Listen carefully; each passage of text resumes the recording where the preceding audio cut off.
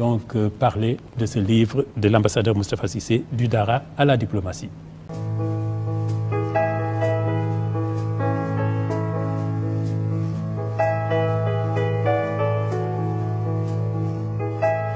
Les deux raisons qui nous ont amenés à demander au président Moustapha Niasse de venir nous parler de ce livre de El Hadj Moustapha Cissé, feu El Hadj Moustapha Cissé, qui a pour titre du Dara à la diplomatie, ses mémoires. Donc, deux raisons. La première est que le président Moustapha Niasse est un grand lecteur. Oui, j'ai le privilège d'être un grand lecteur. Depuis ma prime jeunesse, j'étais encore à l'école primaire, on dit maintenant élémentaire. Ma mère m'offrait des livres. Je le lui rappelle encore, grâce à Dieu, elle est là avec nous. Je lisais beaucoup. Et je me suis rendu compte que la lecture permettait de voyager. De voyager dans le monde des idées, mais de voyager dans le monde physique. Et j'ai habitué mes enfants à aimer la lecture, tous, sans exception, garçons et filles. Puisque la lecture, c'est la nourriture de l'esprit. Le livre vient du mot latin liber. Et le mot latin liber est la racine du mot latin libertas. La lecture libère l'individu, libère le lecteur et lui permet d'être dans un autre monde tout en étant dans le sien propre. La lecture n'a pas de prix. J'ai 20 000 ouvrages dans cette maison que j'ai acquis pendant 50, 60 ans. Chaque fois que je reviens de Paris, j'en ramène une bonne vingtaine. Et je visite les librairies de Dakar avec mes amis. Et quand je vais aller acheter un ou deux ouvrages, j'en prends 20. Oui. Mais c'est parce que c'est mon plaisir et c'est une habitude chez moi. Voilà. Je sais que vous êtes donc un lecteur boulimique. Alors, ça c'est la première raison. Ouais. Et la deuxième raison est que ce livre, vous l'avez préfacé. C'est Mémoires de El Hadj Moustapha Cissé. Mais d'abord préfacé pour respecter une promesse. Parce qu'un préfacier, c'est important. Un préfacier, c'est une caution morale, elle peut être une caution intellectuelle. Ça peut être aussi quelqu'un qu'on a choisi pour l'affection, l'admiration, la considération qu'on a pour cette personne. Vous savez, c'est au mois de février 2017 que l'ambassadeur Moustapha Cissé, qui était un frère aîné, un ami, un ambassadeur avec qui il m'a été donné de beaucoup travailler, de beaucoup voyager et d'accomplir beaucoup de missions, à la demande du président Senghor ou à la demande du président Abdou Diouf. Eh bien, il m'a demandé au mois de février de bien vouloir accepter de préfacer son ouvrage. J'ai donné mon accord. Et il m'a fait envoyer le manuscrit par Alioune Badara Bey, des éditions Maguilène. Et quelques semaines après, il a rejoint le Seigneur. Il est décédé. Une promesse est une promesse et la parole donnée est sacrée. J'ai immédiatement fait connaître à sa famille que je ferais la préface. Eh bien, je l'ai faite. Oui. Alors donc, vous êtes préfacier de ce livre de feu El Hadj Moustapha Cissé. Alors ce livre, il faut rappeler, si on peut résumer la carrière, et encore je ne sais pas si on peut la résumer, il a été 10 ans conseiller spécial, mais 22 ans ambassadeur du Sénégal dans le monde arabe. Donc il a contribué vraiment à faire le pont entre le Sénégal et le monde arabe. Ce n'était pas facile au début, c'est écrit dans le livre, parce que les Arabes voyaient Senghor comme un chrétien à la tête d'un État musulman. Il y a aussi les Arabes, les pays révolutionnaires, comme l'Algérie, qui étaient dans cette mouvance, qui pensaient qui n'étaient pas contents des relations privilégiées que Senghor avait avec la France. Alors tout cela, et ça n'a pas été facile. Et lui, par son action, son œuvre, il a quand même arrivé à rétablir, à bien faire le pont entre le Sénégal et les pays arabes. L'ambassadeur Moustapha Cissé a commencé sa carrière diplomatique comme conseiller à l'ambassade du Sénégal à Djeddah, auprès du vieil homme et sage homme, Badara Dem, l'ambassadeur Badara Dem qui était l'oncle de Abdou Diouf, son oncle maternel. C'est du poste de conseiller, ce qui était rare. Du poste de conseiller, il est passé au poste d'ambassadeur. Généralement, le conseiller qui passe ambassadeur est affecté dans un autre pays que celui dans lequel il était conseiller d'ambassade. D'ailleurs, il le relate dans le livre. Ça n'a pas été facile. Mais le roi Faisal a accepté qu'il soit nommé ambassadeur, après avoir été premier conseiller à l'ambassade du Sénégal à Djeddah, lorsque l'ancien ambassadeur Badara Dème est rentré au Sénégal. Il a servi donc en Arabie Saoudite. Il a été ambassadeur au Caire.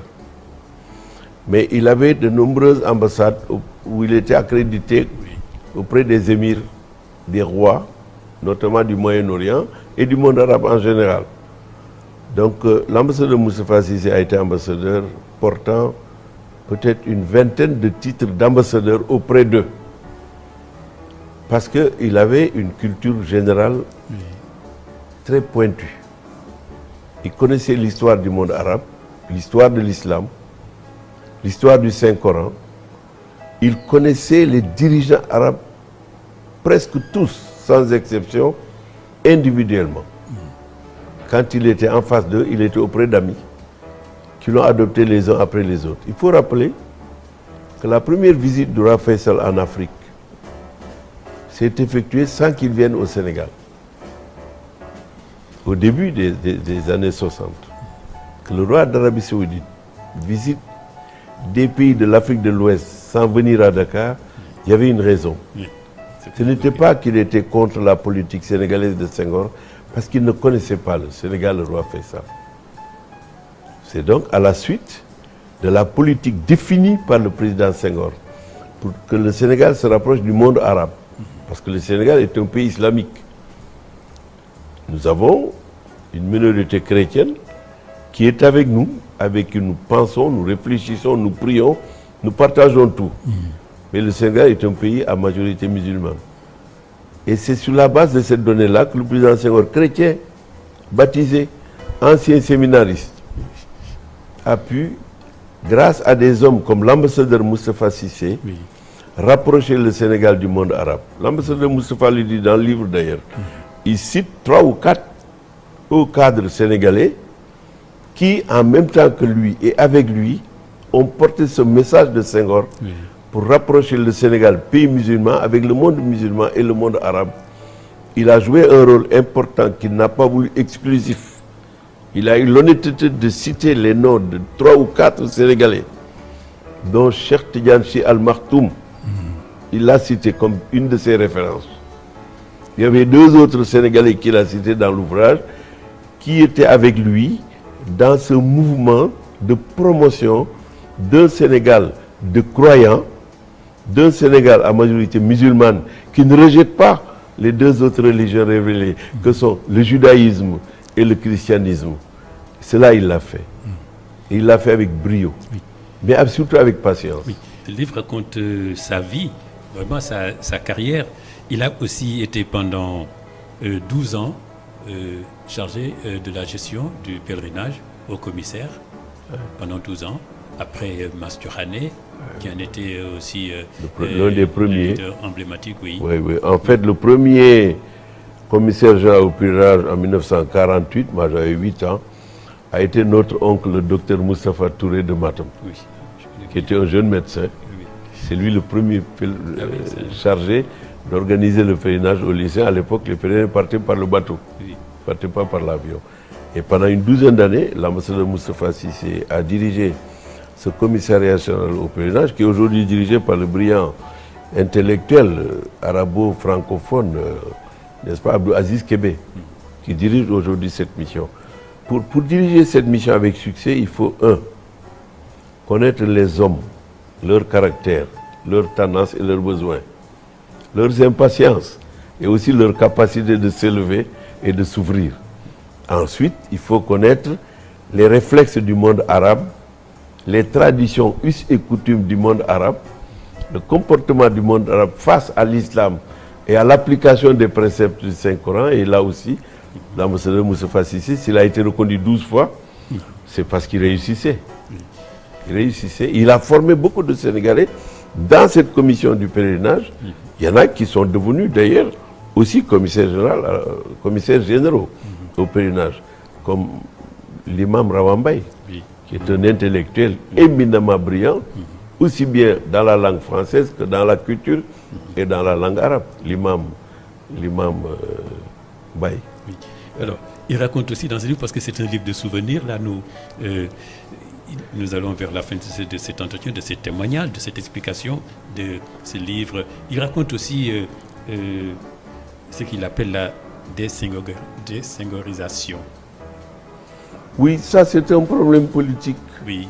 Malheureusement, c'est toujours difficile d'évoquer les problèmes politiques. Oui. Senghor, pendant 20 ans, a dirigé ce pays. Il a dirigé le mouvement de création d'un État moderne. D'ailleurs, si vous lisez la série des libertés, de Liberté 1 à Liberté 5, vous voyez retracer de manière précise, rationnelle et logique l'itinéraire de Senghor depuis 1946 jusqu'à sa prise de retraite en 1980, le 31 décembre. L'ambassadeur Moustapha Cissé, tout comme moi-même, et comme de nombreux Sénégalais, ont constaté à un moment donné qu'il avait été même interdit de diffuser les discours de Senghor une fois qu'il a pris la retraite. Et les archives ont disparu, plus ou moins, me dit-on. Aujourd'hui, pour trouver certains discours de Senghor, il faut aller à l'INA, l'Institut national audiovisuel de France, où tout est archivé. Mais je ne veux pas revenir là-dessus parce que je risque de remuer des plaies qui peuvent gêner. Or, nous sommes à un moment où le Sénégal doit s'unir pour faire face aux nombreux défis qui nous interpellent. Donc, je préfère ne pas revenir sur ce passé. Il y a eu effectivement tentative de sengorisation. Aujourd'hui, depuis le 20 janvier, je préside la Fondation Léopold Sédar Senghor à la demande de mes collègues du conseil d'administration. J'assume donc cette fonction et je veux mettre tout le monde à l'aise pour ne pas évoquer des événements qui risquent malheureusement de créer des problèmes. Nous avons tous aimé Senghor d'une manière ou d'une autre. Il a été combattu pendant qu'il était au pouvoir, il a été combattu quand il a quitté le pouvoir. Pendant 20 ans, je suis resté en contact avec lui jusqu'au jour de son enterrement. Tous les mois de décembre, eh bien, je vais au cimetière de Bel-Air pour saluer Senghor et être avec les fidèles de Senghor. Et ce n'est pas une faute que d'être fidèle à Senghor. Maintenant, ceux qui ne veulent pas être fidèles à Senghor, ils ont la liberté de ne pas être fidèles à Senghor. Mais je ne voudrais pas entrer dans ce débat-là parce que ça risquerait de créer des problèmes. Oui, il en a parlé dans ses mémoires. Il en a parlé, il en a souffert, lui. Il a souffert de la désengorisation parce qu'il constatait des visu que nous ne pouvions pas faire grand-chose. Mais nous avons accompagné le temps, puisque le temps n'attend pas. Nous avons accompagné le temps et Senghor est resté immortel. Sur le plan intellectuel, philosophique, littéraire, poétique et politique, Senghor restera immortel. Il a été immortel au grand I en entrant en 1982 à l'Académie française, mais il restera immortel à travers sa fondation et à travers ce qu'il a écrit et dit. Oui. Alors, Moustapha Niasse, pour terminer cet entretien, cette présentation du livre de Moustapha Cissé, l'ambassadeur Moustapha Cissé, vous en évoquez les aspects les plus forts, les plus importants. Il a aussi été, évidemment, il était calife, il était guide religieux, là aussi, en même temps que d'être haut fonctionnaire en tant qu'ambassadeur du Sénégal, en battant le record, peut-être 22 ans, ambassadeur de son pays. Oui.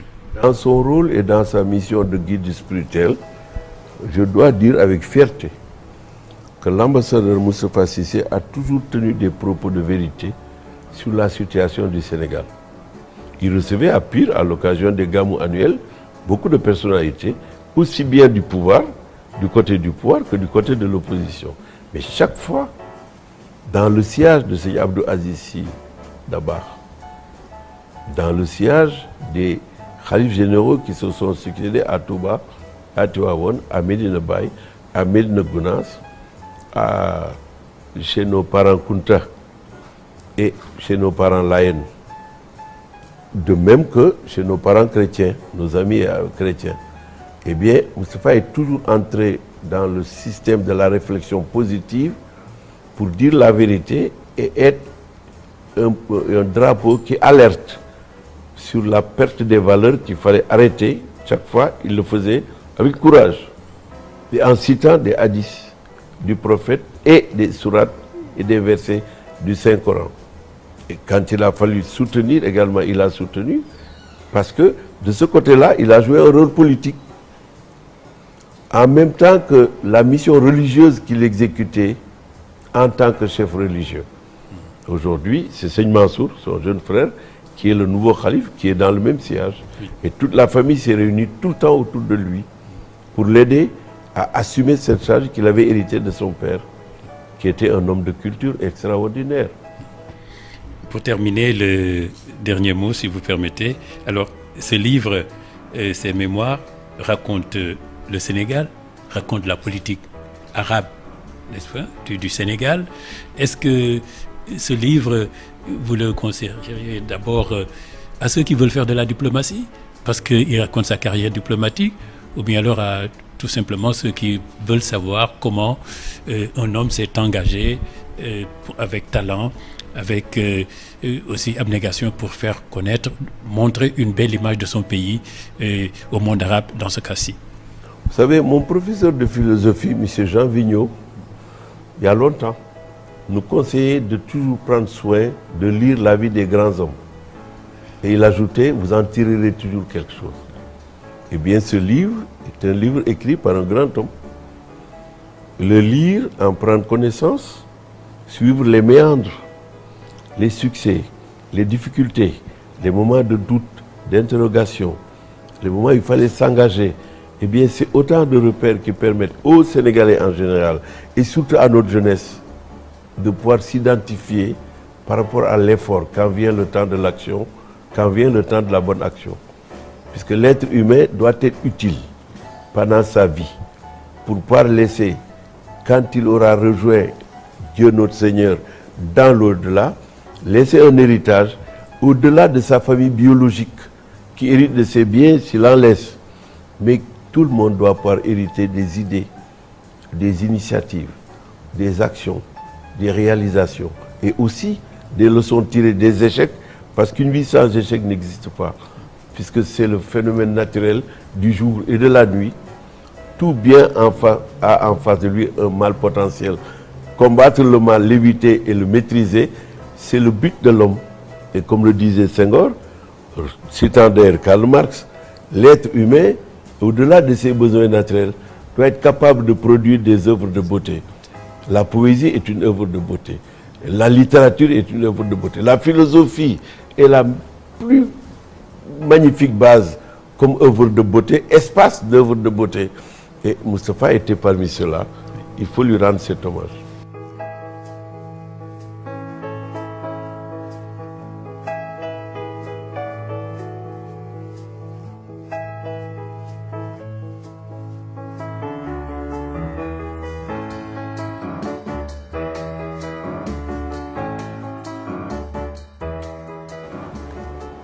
À titre exceptionnel, un préfacier dédicace un livre qu'il n'a pas écrit. C'est dû au fait que ce beau livre est offert à un homme, Sada Kane, qui s'est mis au service des belles lettres, au service de la création littéraire et artistique, et au service de la création d'œuvres de beauté. Le combat qu'il mène est celui de tout Sénégalais pour un humanisme partagé. Dakar, le 2 juillet 2018, Moustapha Niasse. Merci. Vraiment, merci beaucoup. C'est ce que je pense du fond du cœur. Merci.